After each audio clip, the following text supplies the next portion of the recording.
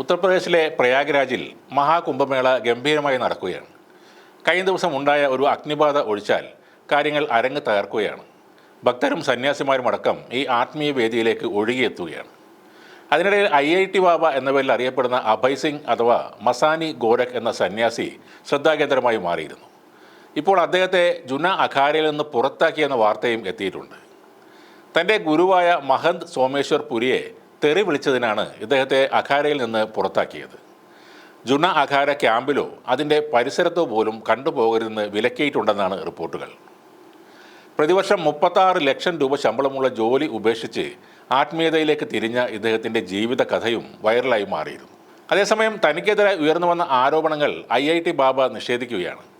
അഖാരയിലെ സന്യാസിമാർ തന്നെക്കുറിച്ച് പരദൂഷണം പറഞ്ഞു നടക്കുകയാണെന്ന് അദ്ദേഹം പ്രതികരിച്ചു. 12 വർഷത്തിൽ ഒരിക്കൽ നടക്കുന്ന മഹാകുംഭമേളയിൽ പങ്കെടുക്കാൻ എത്തുന്ന സന്യാസിമാരിൽ ഒട്ടനേകം വ്യത്യസ്തമായ ആളുകളുണ്ട്. വേഷവിധാനം, ജീവിതശൈലി തുടങ്ങിയവയാണ് അവരെ മറ്റ് സന്യാസിമാരിൽ നിന്നും വ്യത്യസ്തരാക്കുന്നത്. ഇനി കുറച്ച് വെറൈറ്റി സന്യാസിമാരെ പരിചയപ്പെടാം. മധ്യപ്രദേശിലെ ഉജ്ജയിനിൽ നിന്ന് പ്രയാഗ്രാജിലെത്തിയ രാധേപുരി ബാബ തികച്ചും വ്യത്യസ്തം തന്നെയാണ്. 2011 ഉയർത്തിയ തൻ്റെ വലത് കൈ ഇതുവരെ അദ്ദേഹം താഴ്ത്തിയിട്ടില്ല. ലോകത്തിൻ്റെ ക്ഷേമത്തിനായാണ് തൻ്റെ വലത് കൈ ഇങ്ങനെ ഉയർത്തിപ്പിടിച്ചുള്ള തപസ് എന്നാണ് ഇദ്ദേഹത്തിൻ്റെ വാദം. ഒരു പതിറ്റാണ്ടിലേറെയായി കൈ ഉയർത്തിപ്പിടിച്ചതോടെ അദ്ദേഹത്തിൻ്റെ വിരലുകളിലെ നഖങ്ങൾക്ക് മാറ്റം വന്നിട്ടുണ്ട്. വലുതായ നഖങ്ങൾ ഒടിഞ്ഞു വീഴുന്നുണ്ട്. ഹഠയോഗം എന്ന യോഗാസനമാണ് രാധേപുരി ബാബയുടെ ഈ നിഷ്ഠയ്ക്ക് പിന്നിലെന്നാണ് പറയുന്നത്. തൻ്റെ ദൈനംദിന ജോലികളെല്ലാം ഇടത് കൈ ഉപയോഗിച്ചാണ് അദ്ദേഹം ചെയ്യുന്നത്. ഹാത്തി ബാബ എന്ന പേരിലും ഈ ബാബ അറിയപ്പെടുന്നുണ്ട്. ഇനി വരുന്നത് അംബാസഡർ ബാബയാണ്. മധ്യപ്രദേശിലെ ഇൻഡോർ സ്വദേശിയായ മഹന്ത് രാജഗിരി നാഗ് ബാബ 35 വർഷമായി അംബാസഡർ കാറിലാണ് യാത്ര ചെയ്യുന്നത്. 1972 മോഡൽ അംബാസഡർ കാറിലാണ് ബാബയുടെ ഊണും ഉറക്കവും ഭക്ഷണവും എല്ലാം.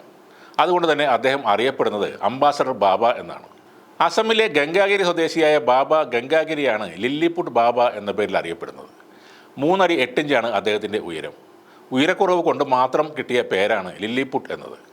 ഇദ്ദേഹത്തിൻ്റെ പ്രത്യേകത എന്തെന്നാൽ 32 വർഷമായി കുളി ഒഴിവാക്കിയ ആളാണ് ഇദ്ദേഹം.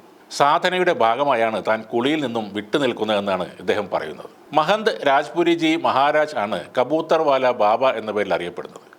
കഴിഞ്ഞ 9 വർഷമായി സ്വന്തം തലയിൽ ഒരു പ്രാവിനെ വെച്ചാണ് അദ്ദേഹം നടക്കുന്നത്. അതിനാൽ തന്നെ അദ്ദേഹം കബൂത്തർവാല ബാബ എന്നറിയപ്പെടുന്നു.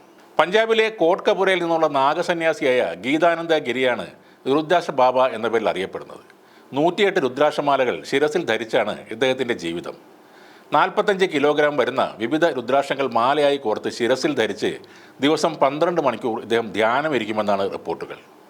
തൻ്റെ ശിരസിൽ 2.25 ലക്ഷം രുദ്രാക്ഷങ്ങൾ വരെ ധരിക്കാമെന്നാണ് അദ്ദേഹം അവകാശപ്പെടുന്നത്. ഇനിയും ഒട്ടേറെ വിശേഷങ്ങൾ മഹാകുംഭമേളയിലുണ്ട്. നാഗസന്യാസികളും അഘോരികളും അടക്കമുള്ള പല വ്യത്യസ്ത തരക്കാരും അവിടെ എത്തുന്നുണ്ട്. സന്ദർശകരുടെ ക്യാമറകൾക്ക് വിരുന്നൊരുക്കുകയാണ് പ്രയാഗ്രാജിലെ കുംഭമേളയും ഇത്തരം സന്യാസിമാരും.